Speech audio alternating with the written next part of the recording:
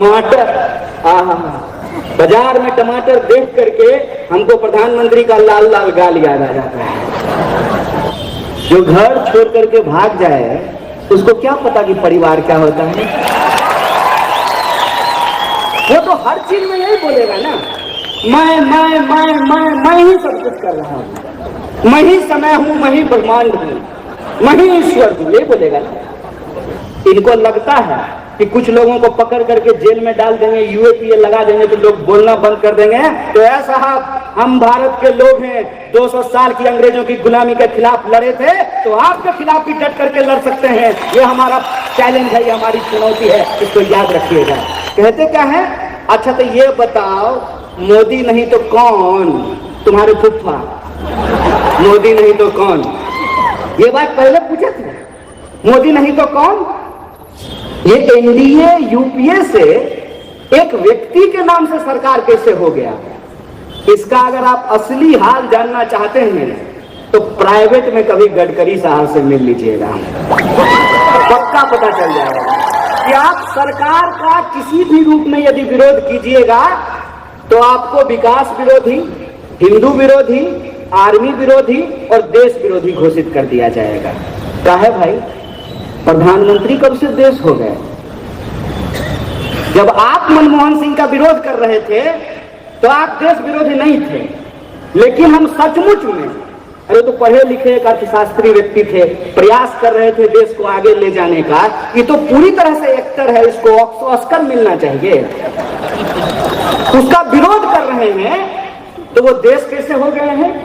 और क्या कहते हैं टीवी पे आकर के कि विपक्ष बहस नहीं करने देता है। तो उस पत्रकार को पूछना चाहिए, देवी जी एक बार में कितना बार चापलूसी कीजिएगा?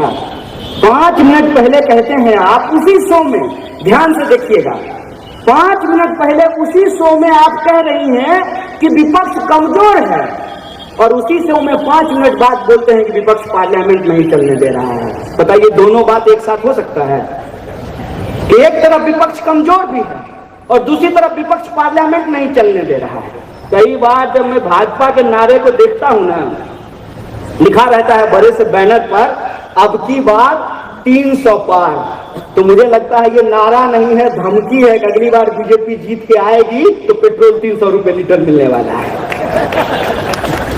आप कहते हैं कि आपके पास ज्यादा सांसद है, हमारे पास कम सांसद है, आप पार्लियामेंट चलाना चाहेंगे और हम पार्लियामेंट नहीं चलने देंगे, ऐसा हो सकता है क्या? मतलब हम 50 लोग इतने ताकतवर हैं कि हम 300 लोगों को पार्लियामेंट में काम नहीं करने देते हैं? और अगर हम ऐसा हैं तो फिर ये बोलना बंद कीजिए कि विपक्ष कमजोर नहीं है, बोले विपक्ष ताकतवर है।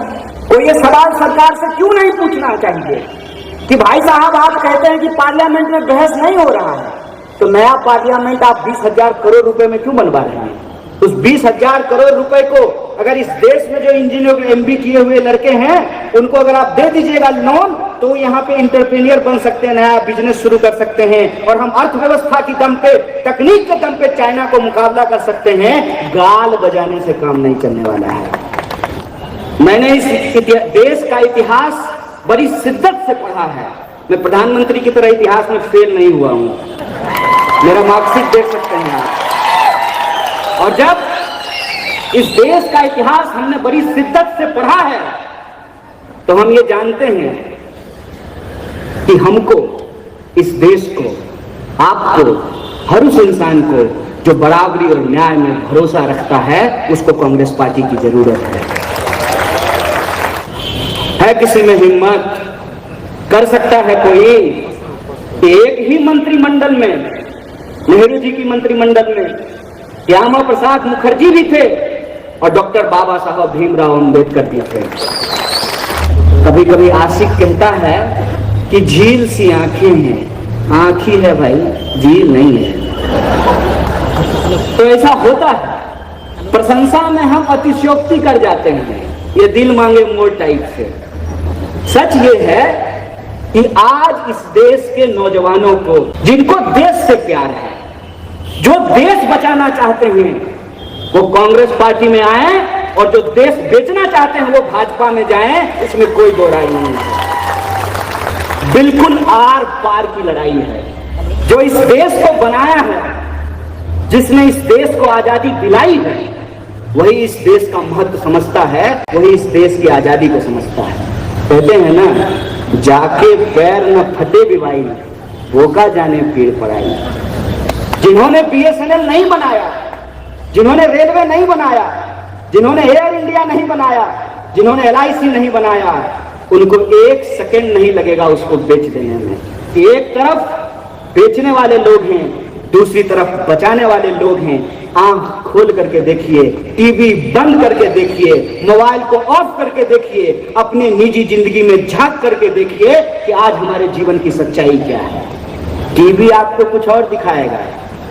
तो बस मैं एक बात कह देना चाहता हूं, टीवी पर दिखने वाला हर बात सच नहीं होता है। रात को 12 बजे के बाद ताकत बढ़ाने वाली गोली का जो विज्ञापन आता है, बताइए वो गोली खा करके कितने लोगों का ताकत बढ़ा है। टीवी पे दिखने वाला हर चीज सच नहीं होता है। 45 साल में सबसे ज्यादा बेरोजगारी है, और ये मैं अपने मन से नहीं बोल रहा हूं। अपने मन से अगर बोलूंगा, एक झूठ अगर हमारा पकड़ा जाएगा तो अगली बार मैं आपको जेल में मिलूंगा। सत्ता में बैठ करके आप कितना भी झूठ बोलिए, विपक्ष में रह करके तो सच का भी ऑपरेशन किया जाता है, लेकिन सच की ताकत पे हमको भरोसा है। इसीलिए तो हम कहते हैं कि गांधी को मानने वाले इधर आ जाइए, और गांधी की हत्या करने वाले जो लोग हैं वो देश को आज बेच रहे हैं। जिनको देश में भरोसा नहीं है, संविधान में भरोसा नहीं है, वो उस तरफ चले जाइए। यह लड़ाई आर पार की लड़ाई है, और इस लड़ाई में अंततः सत्य जीतेगा, ये हमारा भरोसा है। और उसी भरोसे के साथ हम आज इस झंडे को थाम करके खड़ा हुए हैं। महंगाई आसमान छू रही है। डीजल, पेट्रोल, रसोई गैस, इनके कंपटीशन में सरसों तेल भी आ गया है। जब पेट्रोल बोला कि मैं 100 पर खड़ा हूं, चलो दिलदार चलो 100 के पार चलो, तो डीजल कहा कि हम भी 100 के पार हो जाएंगे। तो सरसों का तेल बोला कि क्यों, तुम दोनों मिल करके 100 हो, हम अकेले 200 के पार चले जाएंगे। सरसों तेल 200 रुपए लीटर बिक रहा है। टमाटर, बाजार में टमाटर देख करके हमको प्रधानमंत्री का लाल लाल गाल याद आ जाता है। खुद मशरूम खा करके मस्त हैं। आपने टेलर को फुल पैंट सिलने के लिए दिया, टेलर को गलती हो गई, टेलर ने गलती से उसको काट करके जो है हाफ पैंट बना दिया। जब आप फुल पैंट लेने के लिए गए तो टेलर जो है अपनी गलती नहीं मान रहा है कि साहब हमारा काम पे ध्यान नहीं था, काम करने के वक्त तो हम नेहरू कर रहे थे। प्रधानमंत्री आप हैं, अब बार बार याद नेहरू जी को करते रहते हैं।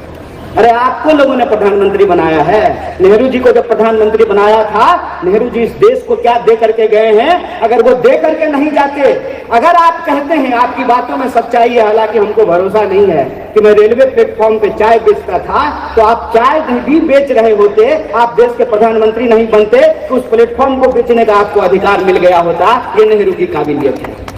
कौन बोला था? हम बोले थे कि भाजपा के लोग बोले थे कि हर साल 2 करोड़ नौकरी दी जाएगी, सबके खाते में 15 लाख रुपया पहुंचाया जाएगा, बेरोजगारी समाप्त होगी, गरीबी कम होगा, देश में खुशहाली आएगी। यही वादा किया गया था ना। और आज जब वादा पूरा नहीं कर पाए हैं, तो उन सवालों का जवाब देने के बजाय कहते क्या है? अच्छा तो ये बताओ, मोदी नहीं तो कौन? तुम्हारे फूफा। मोदी नहीं तो कौन?